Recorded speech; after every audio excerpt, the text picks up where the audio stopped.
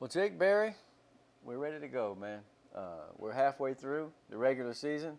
The 6As will get to district, as will the 5As. The 4As still in that interminable slog known as non-district. They're going to get there sooner or later. This is Greg Selber. This is the show, and I can only hope that the performances of the teams were a little bit better than my dove hunt this afternoon. Yeah, it didn't go so well? It was fun. I had a nice time, but there just weren't a lot of things flying. All around me, pop, pop, pop, pop, pop.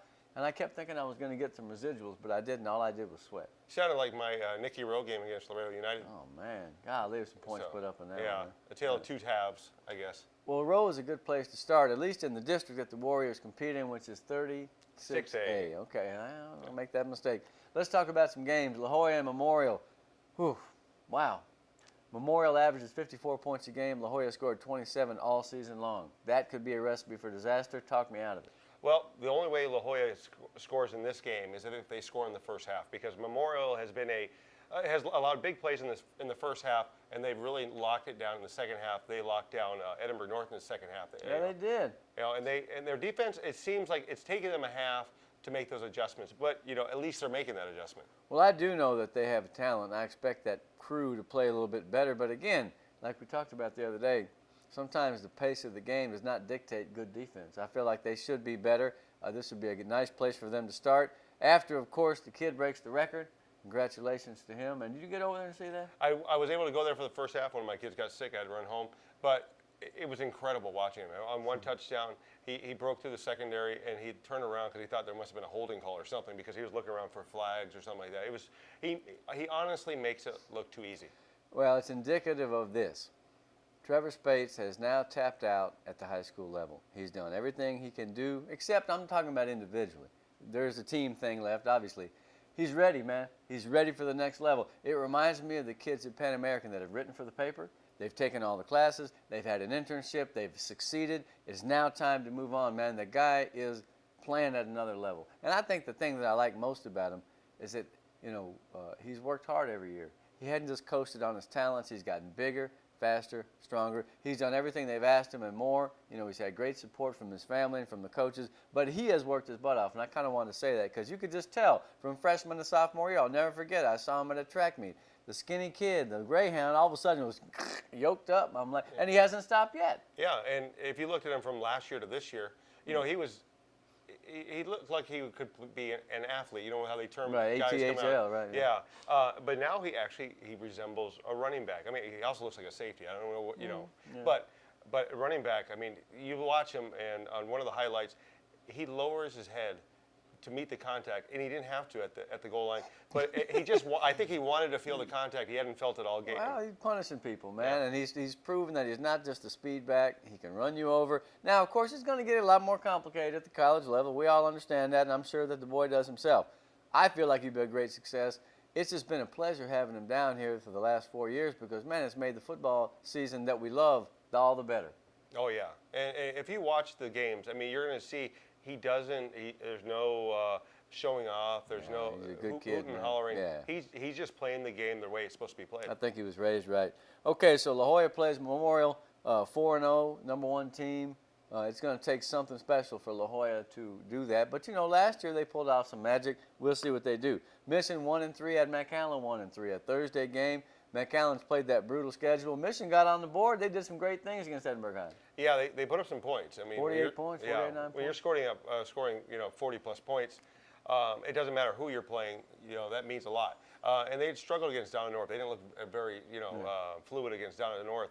But against Edinburgh, it looks like they've, caught a little win. They were able to play the games that they wanted to. Let me give you a great name. You ready? Azael Arispe.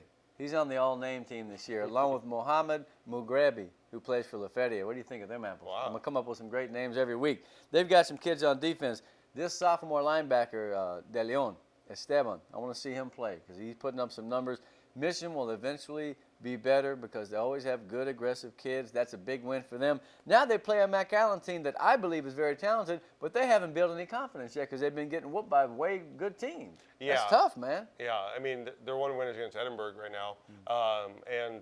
That's what the teams have in common. 1-3, they both beat the Bobcats. Yeah, and they barely, I'm going to say they barely, but they came alive in the second half because in the first half they were only up to 2-0. So, Yeah. they really need to they're looking for their offense, it seems like, because their defense can really keep them in games, but their offense really wasn't moving the ball. They've had big plays, but Yeah. that's about it. Well, I'm interested to see whether Cody Rodriguez returns to the form that he's shown most of his career. When I saw him, he had some cramp troubles. He didn't play some series. That kid is real good. And as he goes, the defense goes for McAllen. This is a make-up game for them. They need to make up their mind they are going to be a contender and maybe win a district title, and it starts with Mission. I fully well believe that they have the ability to be way better than they've played, but I will remind people, try playing that schedule and see what you come out. Okay, I'm telling you. Yeah. I mean, Carroll Yeah, and Permian, Permian, and Harlingen. Those are three of the best teams in the region, man. Yeah, and they're only going to be better for it. Well, I mean, Permian's in another region. yeah. But they're nether region. they're going to be better for it because, I mean, you think about young bloods getting to see some pretty tough defense. So when he gets a defense that maybe isn't as fast, it's going to slow down in his head. And he'll be able to, pick apart the defense. Hopefully. Look for him to have some rushing yards against Mission. Although, like I said, man, Mission's got the defensive guys. They're young, but I think they're going to come up. Should be a pretty good ball game. Now, what about this road team that scored about 312 points and still lost? Well, I don't know what Laredo United was doing, but they went for 2 on every play. I'm not sure if they were mad at somebody, but it was incredible. They went for 2 each time, 28 points. All in the first half off of. That sounds like Port Lavaca Calhoun. They don't stop. They don't stop running when they get off the bus, man. Yeah. After the games, they're still running and kicking and not passing. Yeah, the only thing they were missing was kicking onside kicks every time. But Like a Rowe, blitzkrieg. Rowe man. was very impressive. They put up 42 points in the second half, and they could have closed down. They could have closed up shop and just said, okay, we'll wait for next week. But they didn't. They came back, and that United team's tough. You got to remember that school's got 5,600 kids in it, so Yeah, it's they've like got a a lot to junior choose college, from. man. Yeah. I like that Tellez. He's a good quarterback, man. He's something else. I think this may be one of the best United teams in a while. So Rowe made a good effort. They still lost pretty handily, but they made a good effort. Now they played Lincoln, and guys, just me and you. Sorry, guys. I saw Lincoln, and they were up at the half at Cat Stadium against the Economides, man. Obed Fernandez is a big quarterback, big husky kid. He turns the corner and tries to bowl you over, man. He's not a bad player. I like the looks of Lincoln. They kind of slowed down, and they gave 2 turnovers inside their 20, and the Economides scored twice and they beat them 20-10. But I thought it was a decent effort by them. Yeah, and I think I joke around with them at the beginning of the year, but I think they're going to be one of those teams that's going to ruin somebody's playoff chances. I really do, and I think that they've got enough talent to stay with Rowe, but I think they're going to have to bottle up Joseph Moreno, who's one of their key players, one of their wideouts. Well, he's a do-it-all. I got a name for you there. Number 4, Elias Gutierrez is a safety, pretty rangy, little guy, but he can hit. Don't be surprised if he's spying or taking a look at Moreno. And the other kid, Julio Garcia, 42. That guy was from one side of the field to the other, made a lot of tackles. I was impressed with him. And here's a guy, 14, little Robert. I think it's Hernandez or Gonzalez. I don't remember. Sorry. But, I mean, he's a little guy, but he really was an effective player. He ran a little bit on offense, a little bit on defense. They don't have but 38 kids. We counted. Yeah.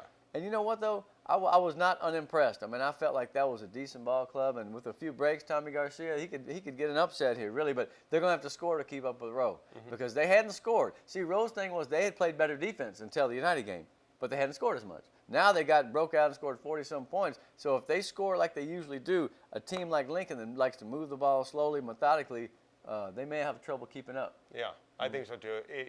Juarez is going to have to keep the game close and hope for some turnovers to come their way. And it can happen. It could be different. Watch Julio 42. I like that kid. Now, speaking of turnovers, Palmview turned it over too much. They lost for the second week in a row. Yes. They went from that ascending star to not quite a black hole yet, but I mean, it's 0-2 now as they get the week off. They lost to Roma. Yeah, and Roma's impressing. I mean, 4-0 for the first time ever. Yeah, it's incredible what they're doing over there. I mean, we'll get to them in the Yeah, we 5As, will. But yeah, I mean, they didn't lose to anybody that wasn't good. They lost to Roma. Yeah. So I mean, it's they lost to some up and comers. So we looked at Rio, who beat them, and then Roma that beat them. Well, those two teams have to be pretty good, unless it turns out that Palmview's not that good. And I don't believe that. Yeah, I don't believe it either. I think Palmview's going to be pretty good. They get the off week to rest and kind of recuperate and see what the other teams do in District 36A. Boy, I'm having a hard time with that one today. That's all right. Selber and Barry will be back with another installment or another segment of the show momentarily.